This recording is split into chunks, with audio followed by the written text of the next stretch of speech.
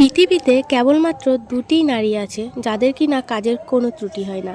এক হলো শাশুড়ি মা আর দুই হলো শাশুড়ি মার মেয়ে। তারা খুব ভালোভাবে ঘর গুছাতে পারে, খুব ভালোভাবে বাসন মাজতে পারে, খুব ভালো সুন্দর রান্নাবান্না করতে পারে এবং কি খুব সুন্দরভাবে স্বামীর সেবা যত্নও করতে পারে।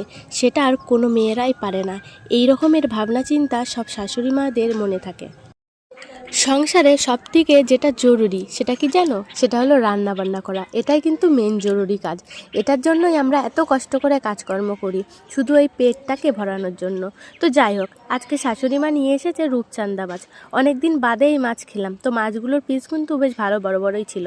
তো মাছগুলো আমি অন্য দিনের মতো একইভাবে লবণ আর হলুদ মাখিয়ে নিয়েছি। আর হাত দিতে আমার একদম ভালো লাগে না, তাই একটু নাচিয়ে নাচিয়ে আর কি মাখিয়ে নিয়েছি। সমস্ত উপকরণগুলো কিন্তু রেডি হয়ে গিয়েছে। আর সবার লাস্টে পড়েছিল বাঁধাকপি। এই যে বাঁধাকপিটা আমি একদমই রান্না করে ফেলেছি আর উপর দিয়ে ধনেপাতা ছড়িয়ে দিয়েছি।